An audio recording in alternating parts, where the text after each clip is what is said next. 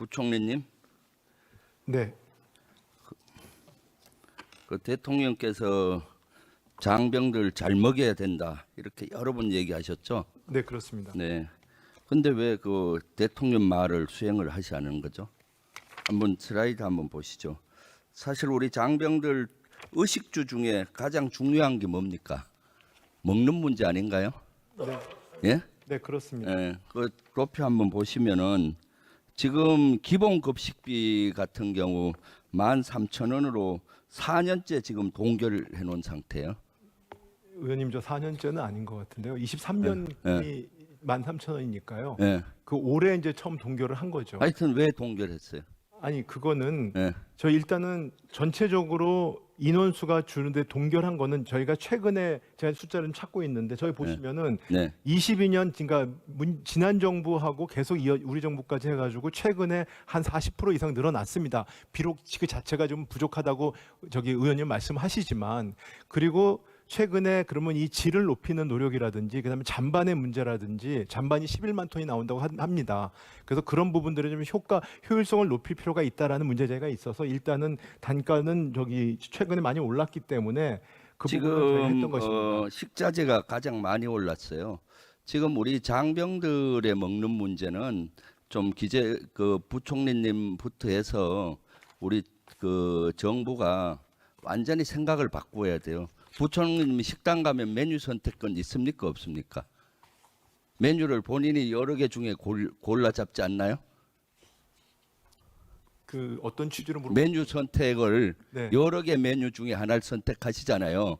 어떨 때 저녁에 라면 먹고 싶은 사람도 있고 설렁탕 먹고 싶은 사람도 있고 있잖아요. 네. 지금 우리 그 국방부도 마찬가지예요. 맨날 하는 얘기가 메뉴가 좋아졌다 이래 하는데 장병들이 진짜 좋아지려면은 메뉴 선택권이 있어야 돼요. 근데 지금 메뉴 선택권 없이 주는 거 먹는 거예요. 거기 조금 낮은 겁니다. 그렇게 좀 획기적으로 좋아져야 되는데 지금 13,000원 가지고 할 수 있는 건 거의 없어요. 미국은 메뉴 선택권이 있어요. 미군들이 메뉴 선택권은 13,000원 요 2년 전에 할 때 제가 미군들 자료를 보니까 18,000원이면은 주 메뉴를 한 3개 정도는 선택하고 나머지는 부페로 할 수 있어요. 우리가 병사들이 가서 그렇게 고생하는데 메뉴 선택권도 안 주면서 조금 좋아졌다고 옛날보다 좋아졌다 이렇게 얘기하는 의식 구조 자체가 잘못된 겁니다. 이것은 획기적으로 바꿔야 돼요. 의원님 뭐 그렇게 말씀하시죠. 기재부는 맨날 돈이 없다고 조금 올리는데 지금 우리나라 개인 소득이 몇만 불이죠? 개인 소득이 3만 불 넘어가고 있잖아요. 우리나라. 의원님. 예. 그러니까 뭐 무슨 말씀인지 압니다. 아니, 그러니까 뭔 말인가? 네, 왜냐하면 저희가 잠깐만요. 네. 우리나라의 첨단 무기 수준은 5만 불 국가 수준을 넘어가고 있어요. 사실은 F-35라든가 미사일이라든가 저런 거는. 그런데 우리 병사들의 의식주 수준은 아직도 10,000불 국가 수준에 머물고 있어요. 맨날 기재부는 국방부에 올라가면 기재부가 카트시 해버려요. 이거는 전향적으로 좀 검토를 해주세요. 그리고 여기 보면 이번에 깎은 것들이 각종 특식비, 정식비 이런 걸 다 깎았어요. 깎일 게 없어서 이런 걸 깎습니까? 아무리 돈이 없다 손이. 네? 여러 가지 이거는 여러 가지가 아닙니다. 우리 장병들의 먹는 문제는 진짜로 중요한 건데 저희도 장병들의 먹는 문제에 대해서 귀중하게 생각하고 있습니다. 귀중하게 생각하는데 예산을 이걸로 편성하세요? 아니 이렇게 생각하시면 저희가 지금 재정을 담당하는 부서에서 저희가 장병이 먹는 거를 제가 뭐 그 소홀히 해서 그렇게 하는 게 아니지 않습니까? 아니죠. 이거는 그러니까 말로만 맨날 한다는 아니 말로 그런 게 거죠. 아니고 문재인 정부 일어서 저희 네. 정부 들어가지고 최근 3년 동안 48%를 올렸습니다. 물론 그냥 부족합니다. 근데 다른 거에 비해서는 굉장히 증가 속도가 놀랐습니다. 그럼에도 불구하고 의원님이 이게 부족하다고 하니까 다시 보겠다는 건 저희가 말씀을 드립니다. 다시 그래서 한번 이거에 대한 문제점도 말씀을 드리는 거 아닙니까? 그러니까 다시 한번 전향적으로 좀 보세요. 제가 얘기했는데 조금 올라가는 수준은 해서는 안 되고 장병들의 자고 먹고 입고 하는 수준은 획기적으로 향상을 한번 시켜야 돼요. 한 번에 예비비를 투자하든 뭐 해서 한 10조 정도 투자하면 확 계단형으로 뛸 거예요. 근데 맨날 찔끔찔끔 올리니까 맨날 만불 수준이에요. 문제 터지면 이제 그제서야 올리고. 그 좀 전향적으로 기재부 그 우리 그 간부들하고 공무원들은 좀 그런 걸 좀 바꿀 필요가 있는 것 같아요. 그 다음에 우리 산업통상부 장관님, 네, 트럼프 정부 들어와서 통상 정책에 가장 많은 변화가 예상되고 그것이 위기 요인으로 보는데 어떻게 생각합니까? 그렇습니다. 그럼 이런 수출액 대미 수출액이 상당히 감소할 걸로 예상이 되는데 미국은 자국 우선주의, 보호무역 이런 거 할 거 아니에요? 네, 어떻게 생각합니까? 뭐 수출은 최대한 저희가 계속 유지하려고 노력을 하고 있고요.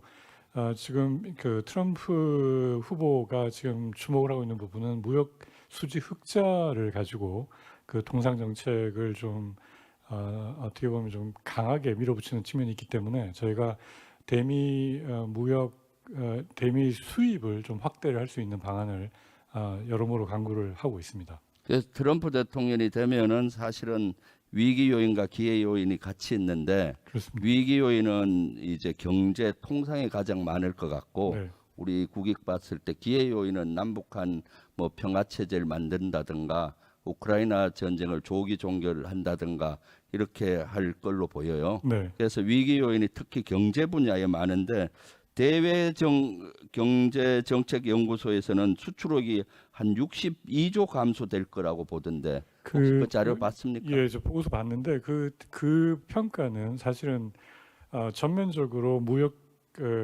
뭐 이렇게 금지를 하는 경우에 모든 상대방 국가들이 거기에 맞대응을 한다는 좀 극단적인 그 가정하에서 나온 수치입니다.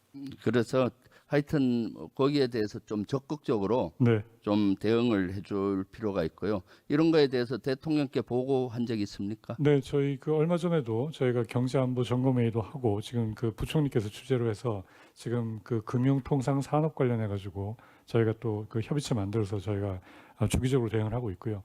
그 의원님 지적하신 것처럼 방산 부분 같은 경우에는 상당한 기회 요인이 있고 에너지 부분이나 저희가 뭐 조선이라든가 그 기회 요인을 만들 수 있는 부분에 있어서 대미 협력을 강화할 수 있도록 노력을 하겠습니다. 그래서 사실 지난 트럼프 1기 때를 잘 분석하면은 네, 2기 때 어떻게 나올지가 예측이 되잖아요. 네, 그러니까 지금 우리가 적극적으로 제가 봤을 때는 정책 기조도 필요한 바꿔야 될 것 같은 가감히 바꿀 필요가 있다고 생각해요. 어떻게 네, 생각하십니까? 동의하고 저희가 지금 산업계하고 계속 좀 면밀하게 그 상황 주시하면서 저희 대응 체계 계속 만들어 나가고 있습니다. 네, 산림청장님. 우리 산림청 전체 산림 중에 1.4%가 불교 조계종에서 관리하죠. 그게 자산이죠. 네, 차장입니다. 예, 1.4%. 예. 산림청 전체 예산이 얼마입니까? 저희 2조 6천억입니다. 그러면 한 1%는 거기 줘야겠네요. 그래서 네. 지금 조계종에서 사찰 연구소가 만들어지고 사찰 이런 산림 실태 이런 게 조사되면 관리해야 되기 때문에 그 관련 예산이 별로